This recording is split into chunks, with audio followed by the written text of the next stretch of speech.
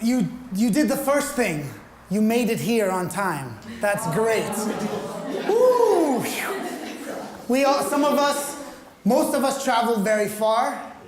Yeah, maybe I win for traveling the farthest, but we all traveled far and we are here for a week to work together, to have fun, to learn a lot about ourselves and hopefully about each other.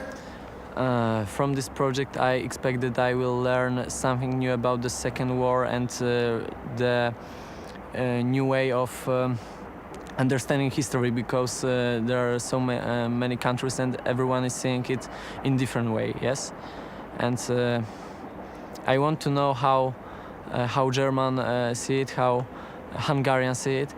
It's very interesting to know each other better and better. Well, I expect this to get to know myself a little bit better and to get closer to who I am through cooperating with other people from other nationalities and to get to know their way of thinking. And my job is to lead us all towards a performance. What does that look like? I don't know. Does anybody in this room know? I don't think so, right? We will find it together, and we have artists who are here to help, and your teachers are here to help. And we have this history as the backdrop, okay? So I want to go around the circle, and each person will say their name, their age, where they come from, and one thing that you hope to learn this week. Well, my name is Adam, I'm from Poland, I'm 17, and I'd like to see if I can cooperate with people. I am Broda from Germany, and I'm 17 years old, and I want to learn how the people from different countries think about this whole theme. Hi, my name is Sarah, and I'm from Slovakia. I'm 17 years old, and I want to learn something about history and other countries. Hello, I'm Brigi. I'm from Hungary and I'm 17 years old. The motivation I think I came for is to get to know myself a bit better through history and art. The main goal and maybe the main idea of this project is to connect history to art and to find a path to express our feelings, our emotions connected to the history. History is life, and art is, in my opinion, man's attempt to hold life in its hand for a split second. I think that history is right there. It's the history of the art, it's the history of the artist, and the history that is being told. The idea for Sound in the Silence is always to connect a narrative and tell a story and use that story as the means to create the art. It's a very intense project in a very intense location. And so that is made possible with us having fun and breathing a lot and listening with our ears and our eyes and our hearts and our gut and our soul. It's all very important here. We came here to work together. So we are from 4, if you include me, 5 different countries, talking about a very intense history that seems like 70 years ago, but we all know in our daily lives, the ideas that were born that made this possible are still alive in the world right now. And it is not our parents' or our grandparents' problem to fix. It is ours as a generation to come together and understand what is happening, why it is happening, and what we can do to flip it. And I believe in my heart that art and creativity and performance and expression is the only way to do it. Because the other option is we kill each other. And that, in my idea, is not a possibility. Definitely not in this group, right? But it's happening in the world. And so I want everyone to know the stakes are very, very high. Stakes are very high.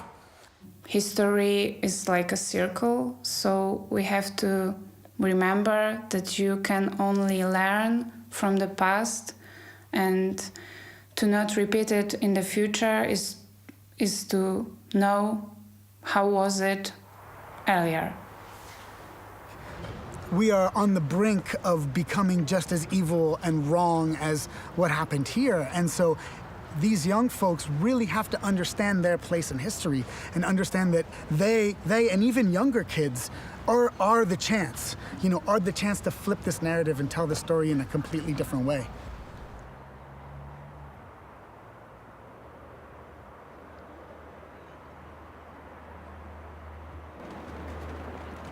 So what you can see in front of us is the entrance to the first camp of the Auschwitz system that was created here by Nazi Germany in spring 1940, and it developed from one camp into the whole system of concentration camp and later also extermination center.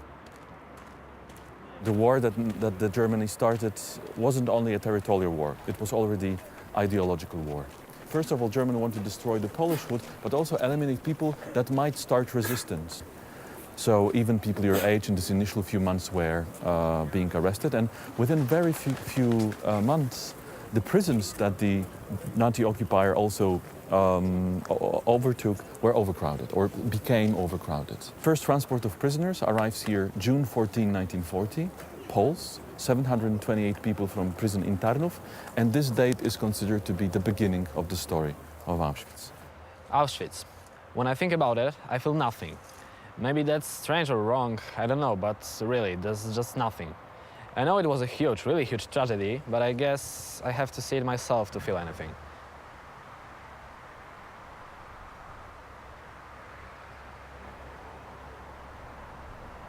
When we entered the camp, you can see the entrance gate with a very infamous slogan, Arbeit macht frei, work makes one free. Many survivors from those first transports very often say that when they arrived here, they didn't really understand what kind of a place it was. When they saw the sign, they thought, well, we'll be working here and we'll be released from here if we work well. This is some kind of a slave labor camp. But after a few hours on the other side of the barbed wire, they could understand that this is something completely different. It's very possible that I will suddenly just feel the big rock on my head or a strong hit. It may be like that, but it's also possible that nothing will change.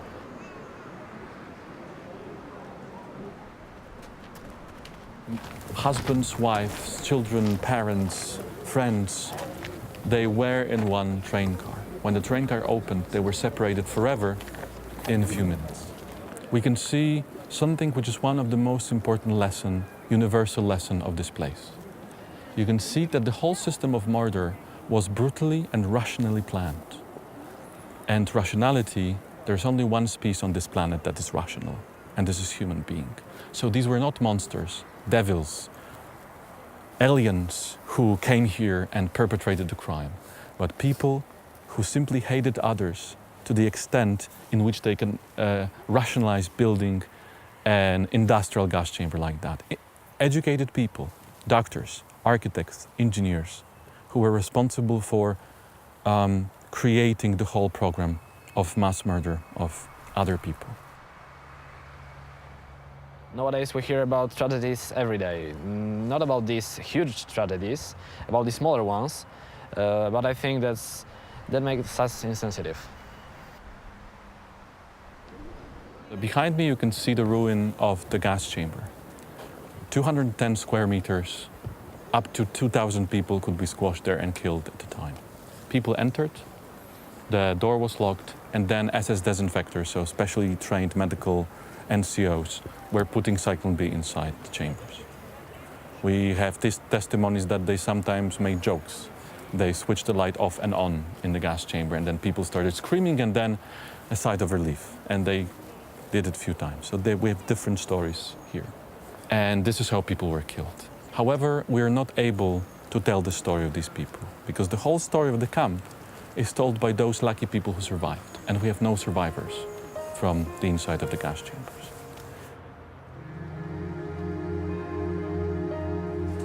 Auschwitz. When I think about this, I feel nothing. It's a feeling that I cannot describe at all.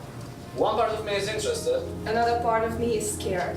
When I hear this word, the first thing I think of is a black and white picture with people starving. When I think about it, my heart beats faster. And faster. And faster. And faster. Lost lives, crying and tears. Bad smells nobody tells. Empty rooms. Shoes. Innocent children. Gas chambers. Cold. Dark. Small. No space. Tight. Tragedy? Yes. Hope? Maybe. Repeat? Never again.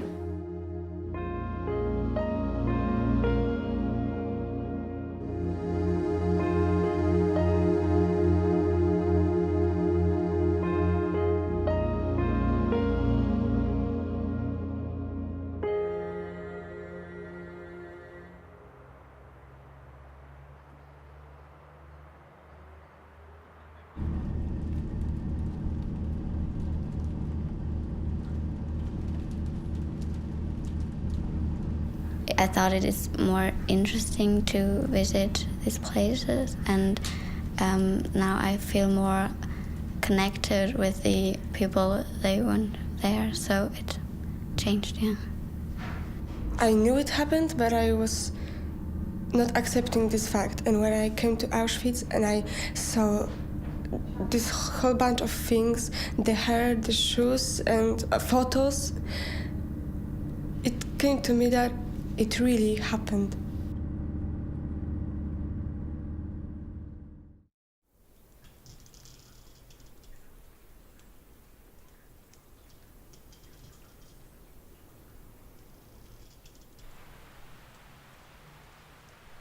I think we came here because the prisoners that tried to get out of Auschwitz. They've escaped in the mountains to hide and to find a safe place. We try to feel like them, like the prisoners who went from Auschwitz to the mountains to get away from it. The leaders of this project wanted us to feel the same way. We want to feel like them, so we kind of have the same journey as them. The reason why we are here at this place in the mountains is because we are specifically following the path, the escape path of Wetzler and Verba, who made it out. These two men from Slovakia, completely different kinds of men, one a doctor, one a soldier, who found each other and escaped together. And so here we are in the mountains following their path. And so what does it feel like now that we're here in the mountains, in this place all together, and in a way we're following the same path, in a different way, but we are following in their footsteps. So how do you feel about that? I'm just impressed at how strong they could be, because I always think of, I could never do that, never. I would die after the first mile of walking, and the cold and the rain, and you have to walk all day long and nothing to eat, and it should be so very hard, and I'm just impressed that they could really do it.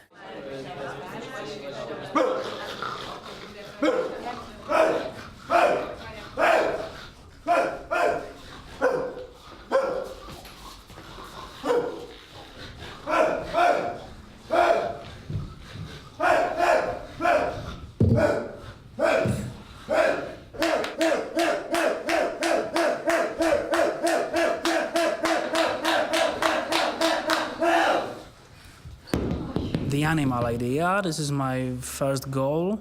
Not to talk about the history, just simply like a memory or like a speech to the audience. So I'm trying to find something closer to me.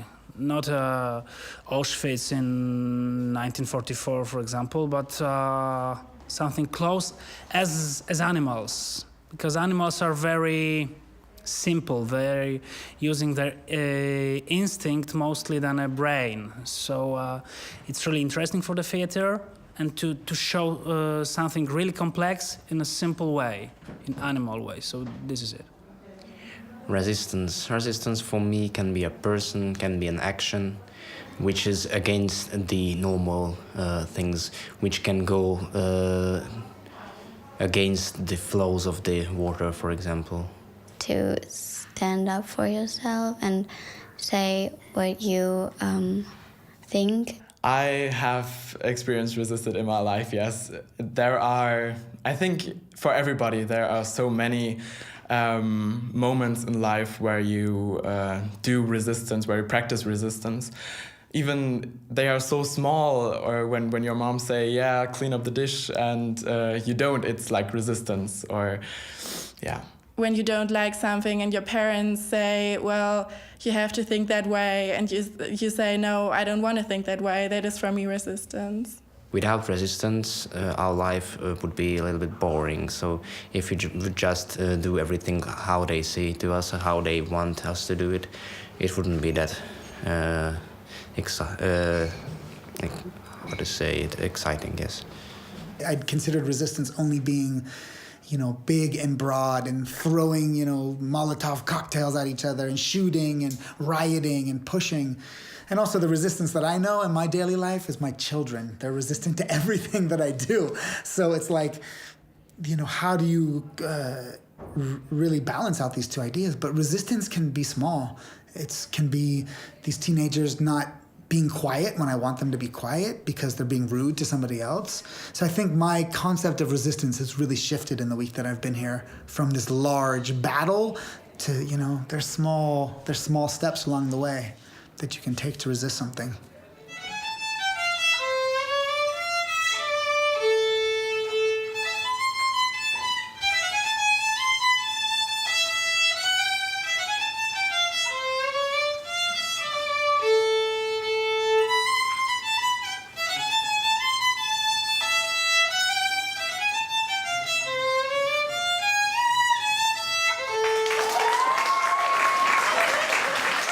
So I'm leading the dance workshop, and what I'm interested in, it's like working inside out, outside in.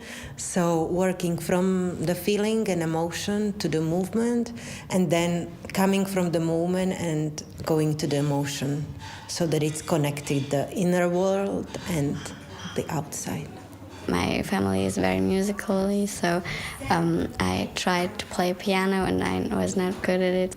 Then I started to dance, and I think that's my favorite kind of thing. I don't know.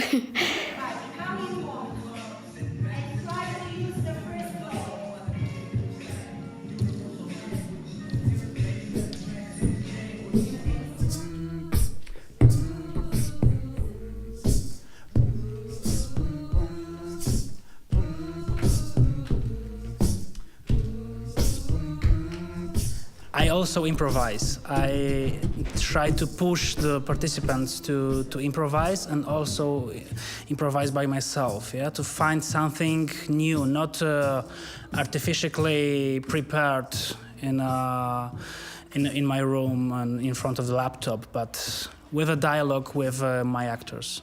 It's a writing workshop, creative writing. We take questions and ideas from the different locations and the different narratives and characters that we've found along the way. And I try to use questions inspired by these ideas and themes to get at the students' feelings. There were several things, therefore I choose this workshop. I think Dan is really inspiring, and I really liked him, and I also do like to write myself things at home. And the other side of it, that I like to act, so I'm learning to be an actor, and that's why I chose this. This is a very particular workshop. It's not like the other ones, it's a special one, especially for me. I write about everything. I write my thoughts, my feelings, my emotions, how I feel in that way, so.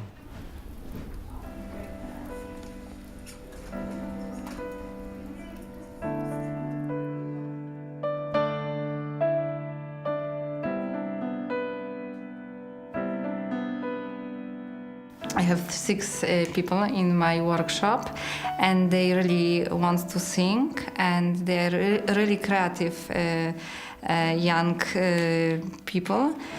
Although today both of them are sick, so I hope that on the final performance we will be ready and in good health.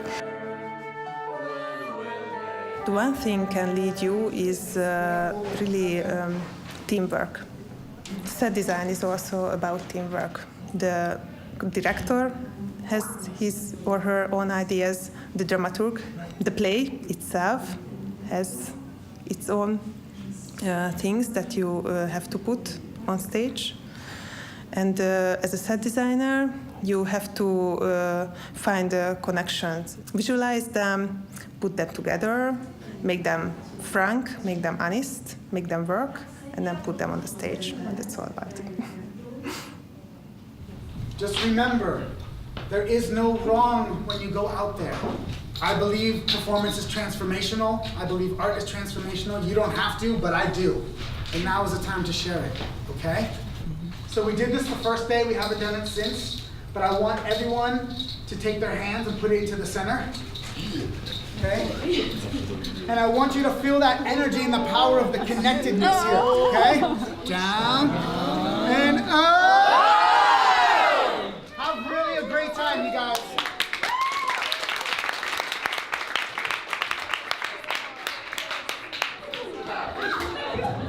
All performers need to go backstage and be quiet.